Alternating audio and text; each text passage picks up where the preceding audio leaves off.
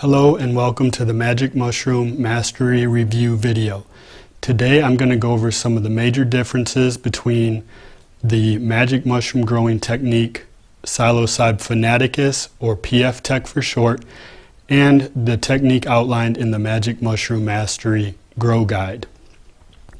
Many people recommend that beginners should start with the PF Tek.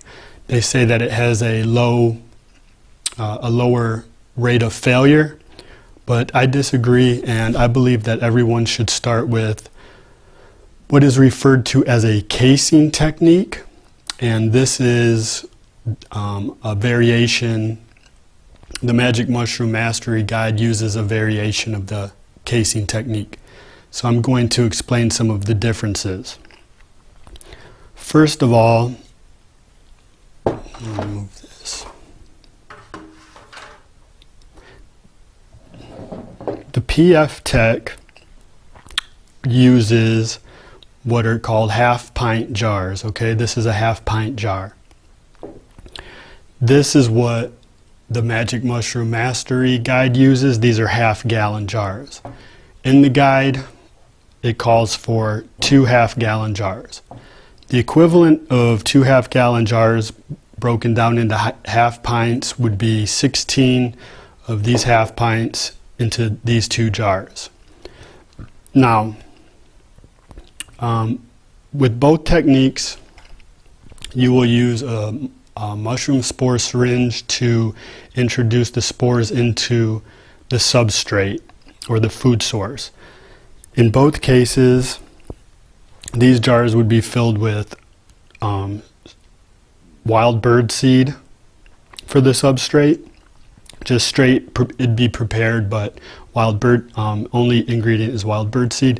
The half-pint jar of the PF Tek would require a mixture of vermiculite and brown rice flour. Now, all things being equal, the preparation of the substrate is about equal amount of work. But where the casing technique really outshines the PF technique is just in the ease of preparation, removal of the substrate, and the cleanup. It's also easier to maintain, but I'll get to that in a second. So I'm going to start with the inoculation process. If you're using a PF Tek, you have 4 inoculation holes. And you would take your spore syringe, stick it in a hole, squeeze a little spore solution in there, pull it out, stick it in the next one, inoculate a little more, pull it out, 3, 4 times per jar. And you would have to do that for 16 of these jars to equal 2 of these jars. That's 64 inoculation points versus 2 inoculation points for the same amount of substrate. So in the Magic Mushroom Mastery Guide, to inoculate your substrate would be 1, 2, and you have just equally inoculated the same amount of substrate. Much easier for the preparation. Imagine trying to prepare 16 of these and then inoculating all 4 points, as opposed to just preparing 2 jars, 2 lids, and 2 inoculation points. That's not to mention you have to poke 4 holes in each lid, which can be a pain in the butt. So that would be the number one difference and the biggest advantage, I would say, of the Magic Mushroom Mastery Guide. Also, when your substrate is completely inoculated, and all of this is covered more in depth in the guide, but when your substrate is inoculated, you have to remove the substrate. That's the same for both cases. Now, with these, what you would do is take your bird seed, remove them from the jars, and place it in a pan like this, an aluminum pan, and cover it with another material of vermiculite and cocoa fiber. So what you would have when you're finished is a little tray like this. Now with these, you would have to remove the contents of 16 jars, but you would not remove them, you would not put it into this tray. You would remove them as what they refer to as cakes. So you would take it out and you would have basically what would look like a little cake in the shape of a half pint jar. With the PF Tek, you will take those cakes and you will put them into a container such as this, okay? And you would place them on a bed of perlite in the bottom, just as they are as cakes, and that's how you would leave them. Now, with the casing technique, you will take the material that you prepared in here and you would stick it in the exact same container. I prefer the casing technique because you have one tray that you're working with now during the entire process.